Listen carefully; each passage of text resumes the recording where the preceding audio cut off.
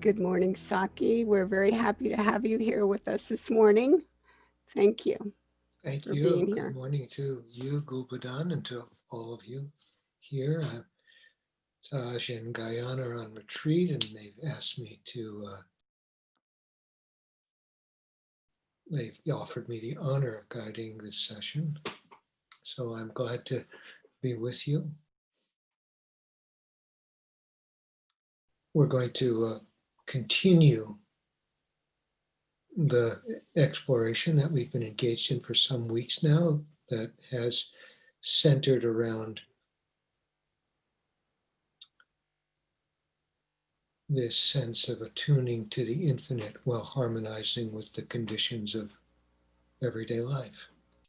So, as I was saying, we'll continue exploring this, not this idea, but the reality of attuning to the infinite while harmonizing with the conditions of everyday life in which we find ourselves. That piece of music that we were all listening to is called Hope for Enlightenment, and seems fitting to allow that music to introduce us to today's session, which will really be an exploration of some passages from Hazrat Inayat Khan's volume 1 of the Sufi message called The Way of Illumination.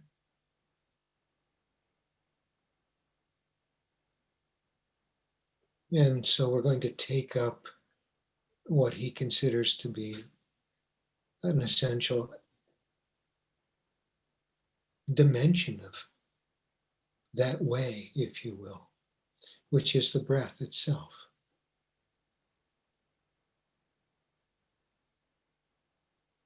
He says, breath, being the secret of all being, is the most important of all things. He doesn't qualify it. Breath, being the secret of all being, is the most important of all things. When the breath has left the body is useless. Therefore, the importance of our being lies in the breath. Breath is God. If God is manifest in anything, it is the breath. This is a pretty direct view. And then he offers us instructions for actually making this both practicable and practical in our daily lives.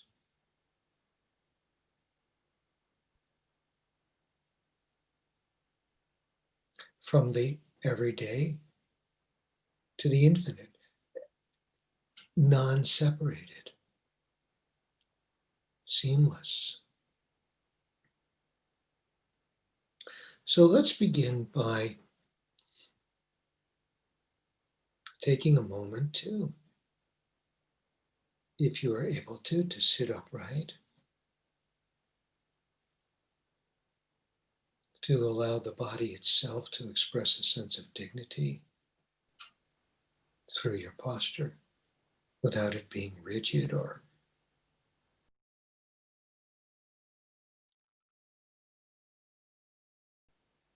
imitative. You don't have to sit like a statue.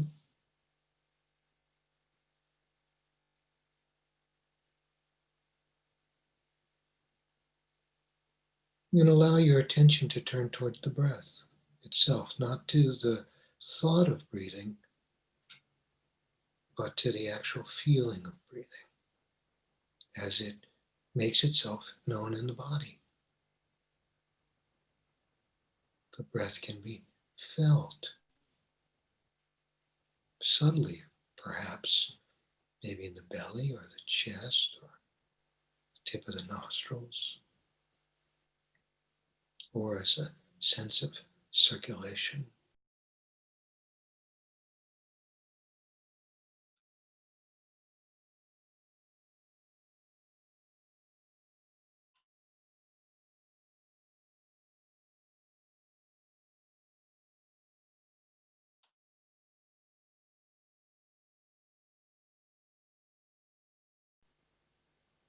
This is the breath that animates your body, my body. In this sense, it is my breath as it is your breath.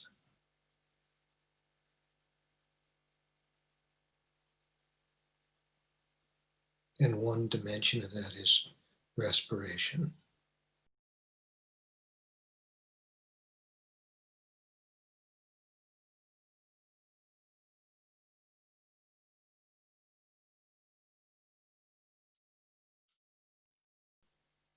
And so Mershit says, by the study of this, one will find that of the breath, there are 5 different aspects which constitute our physical body.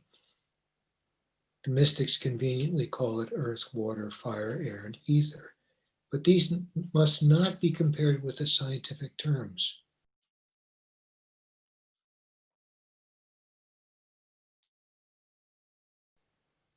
Each sense represents one of these elements. Every action in life has a relationship to one of these elements. So noticing that you can actually continue to be attentive to the feeling, to the sensations of the breath, even as you listen.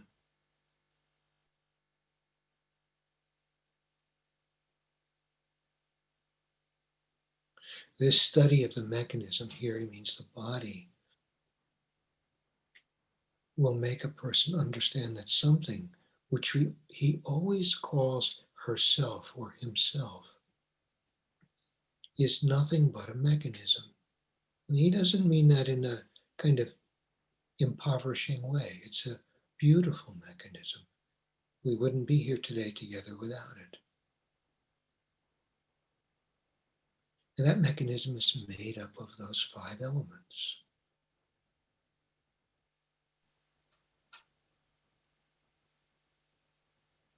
And he says, as we deepen our experience, the direct experience, we begin to discover that we are not our body.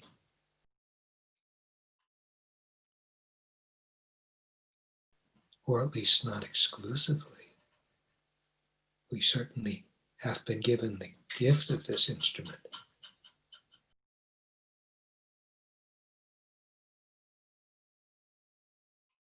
But this is surely not all that we are.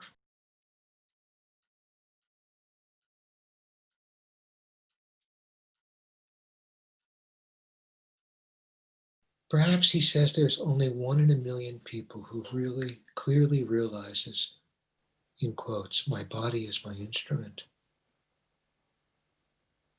I'm not my body.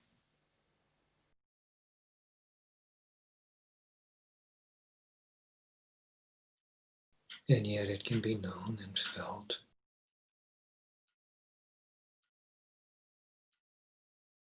It was given. We didn't make it.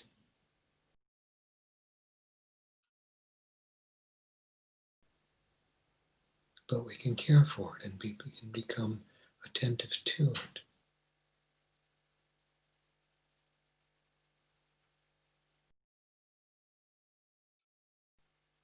You might notice that the mind drifts away from time to time. When that happens, there's no need to treat yourself harshly. Simply notice the drifting and then gently and yet firmly return to the feeling of the breath, the awareness of the breath. Gently means no need to scold yourself. The firmly means that you make a commitment. You have a sense of resolve to return to this moment. And the breath, of course, is convenient because it's always now. The last breath is gone, the next one hasn't come.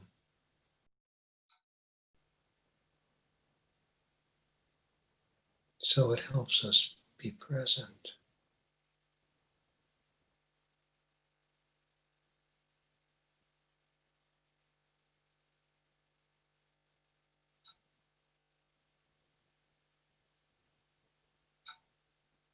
There's a little 3-stanza poem from Rumi that we'll also weave into this morning. The first stanza, he says, we may be human beings. We may be human beings, but we're strangers to the breath. That's a bold statement. We may be human beings, but we're strangers to the breath. So we're learning to become acquaintances, maybe even intimates with the breath.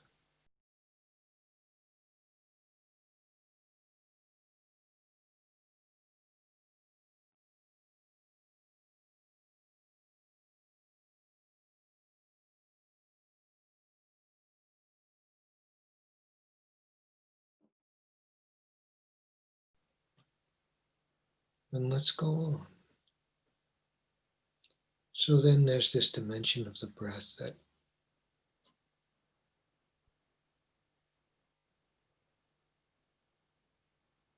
in the Hazrat Icon says, well, the yogis call it prana. Of course, it's called ki or chi in other traditions. And it's more energetic. It's less about air or oxygen or the exchange of atoms.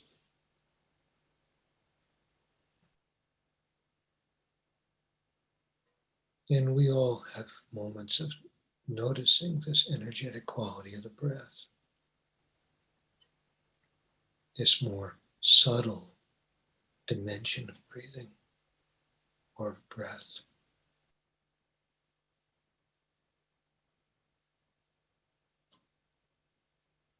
That also loosens up a little bit our identity around, in quotes, my breath. But it feels more like the breath.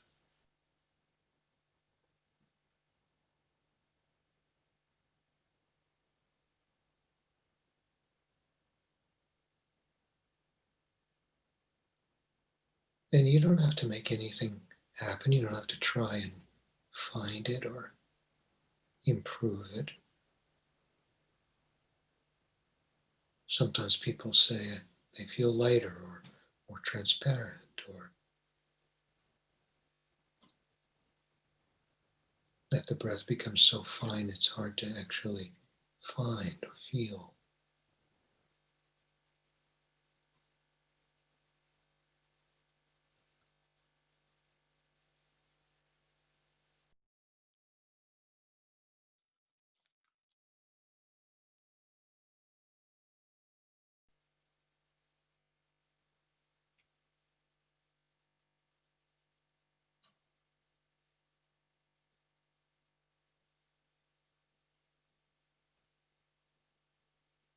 It's as if the frontiers of the physical body begin to get a little fuzzier.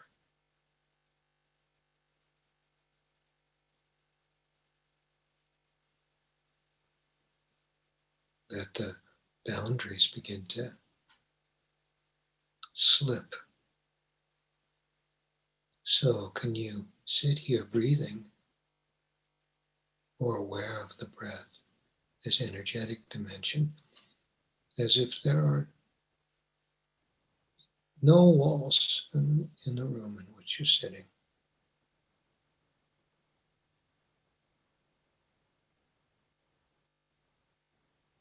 No floor, no ceiling.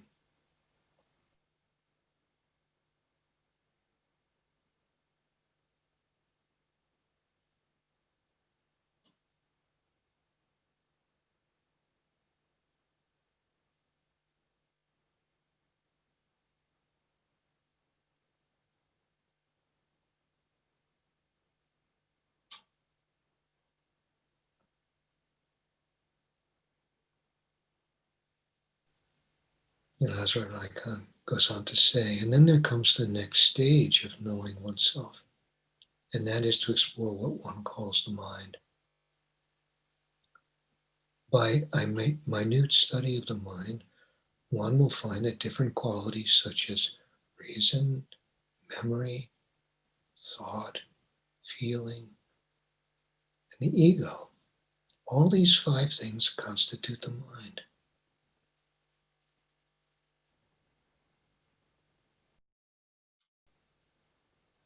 We're familiar with all of these 5 domains.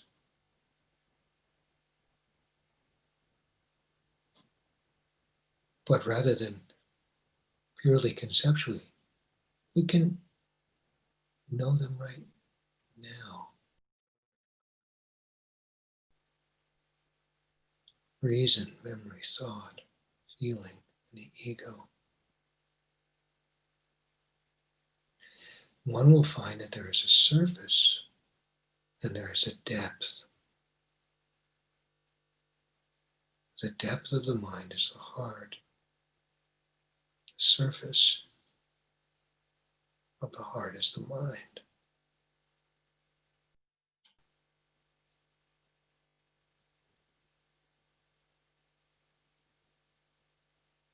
Each quality of mind represents one of the 5 elements which is above the physical body. It is also a mechanism.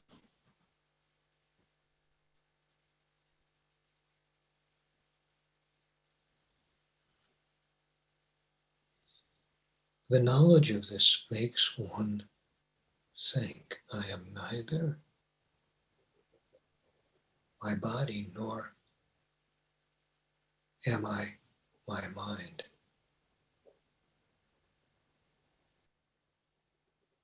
Therefore, neither body or mind is the self.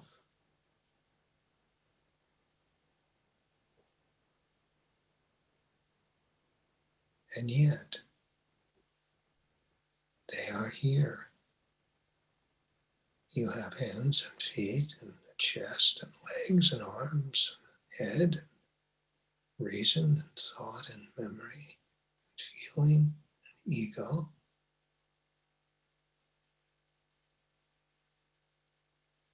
It's part of the package on earth.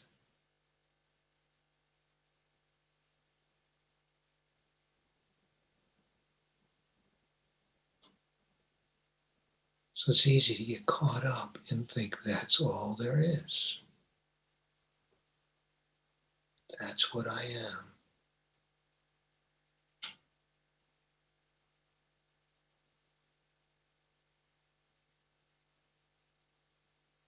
And yet there's no need to disregard how beautiful the body and the mind actually are, how they function.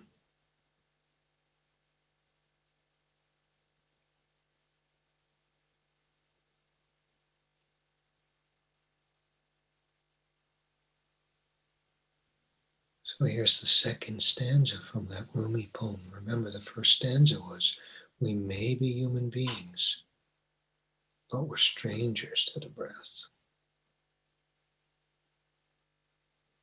Then he goes on to say, we have to burn away the self. We have to burn away the self inside us to ashes.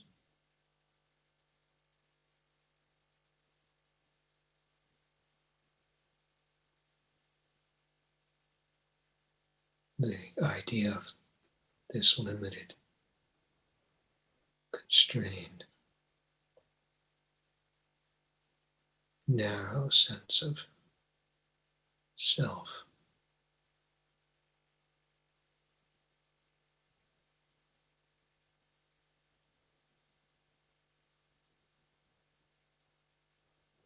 Exactly what Aswad Icon is saying when he says, this knowledge makes one realize I am neither my body nor my mind.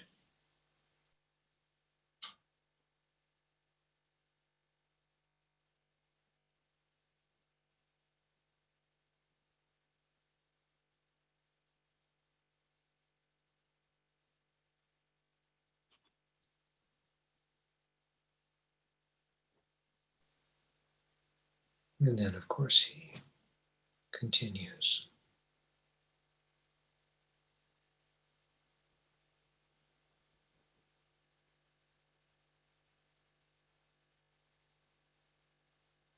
As we allow awareness to unfold through this breath,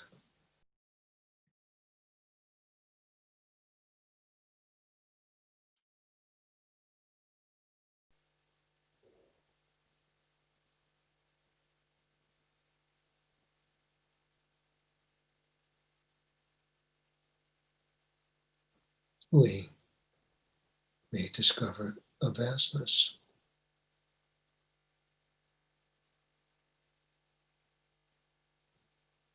that's unconfined, boundless.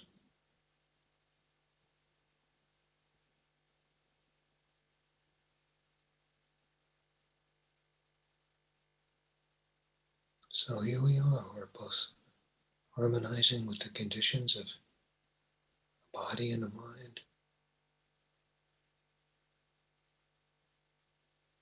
and attuning to the infinite.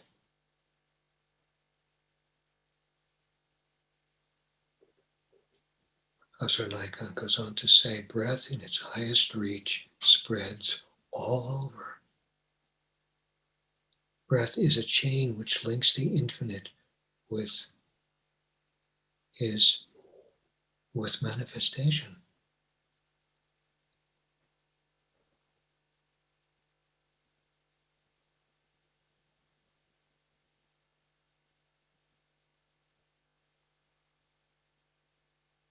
He likens it to a lift or an elevator.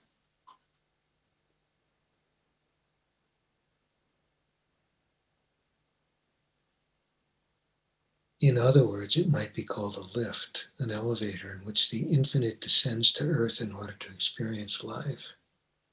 And again, through the same elevator, he makes his return, or she makes her return journey to her origins. The speed of the journey depends on the power of the breath. Breath can reach every being, thing, and atom of the universe, regardless of time and space.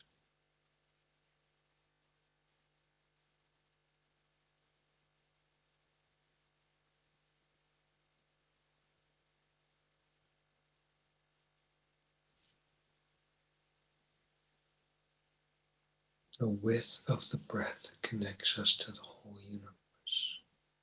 The width of the breath. This is not a concept.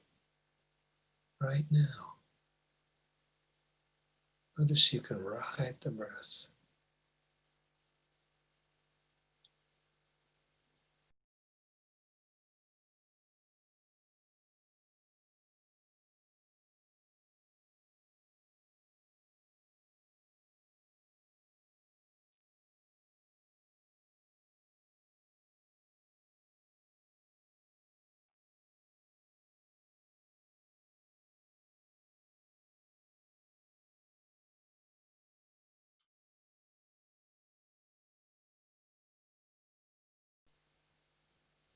Breath in its highest reach spreads all over.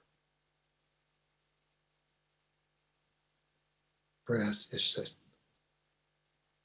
chain which links the infinite with manifestation.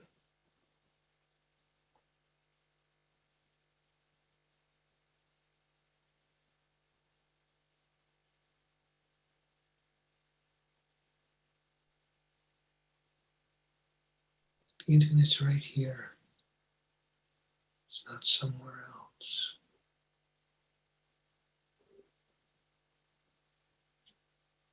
What we might call primordial or naked awareness is here right now. It's not somewhere else. It's not in some future.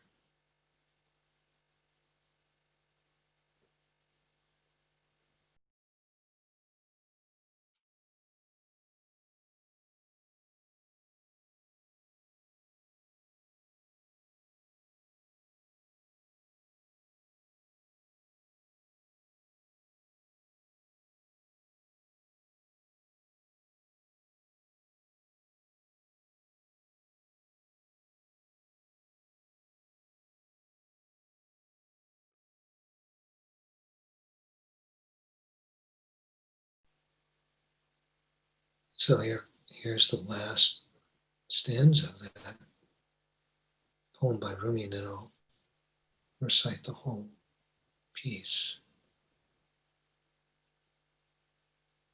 Remember, he said, we may be human beings, but we're strangers to the breath. Imagine that. We have to burn away the self inside us to ashes. Only then will we know the breath.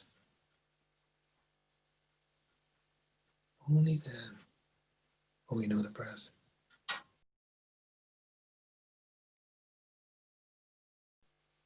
Only when we step beyond the conceptual limitations of who or what we think we are, or what the breath is. That's the burning away. All our ideas and opinions and concepts.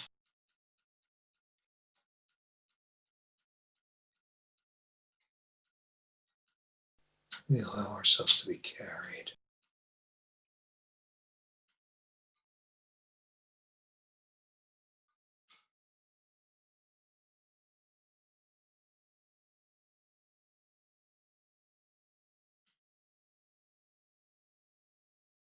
By this ever-present reality called breath.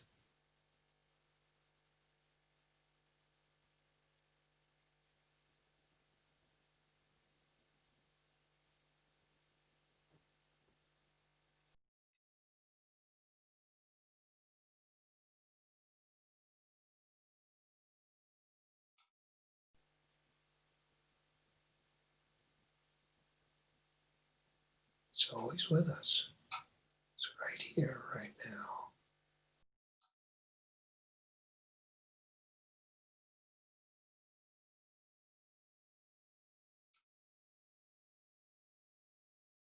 Infinite is right here, right now. And as our dear, those of us who remember Pierpont Hyatt or knew him, he was always fond of saying, yes, there's here and now, and there's everywhere and always.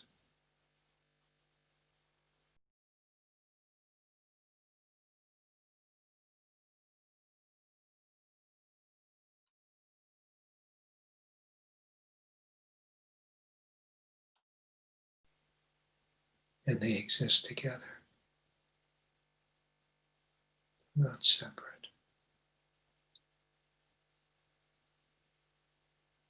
And the breath is one way of making that a reality.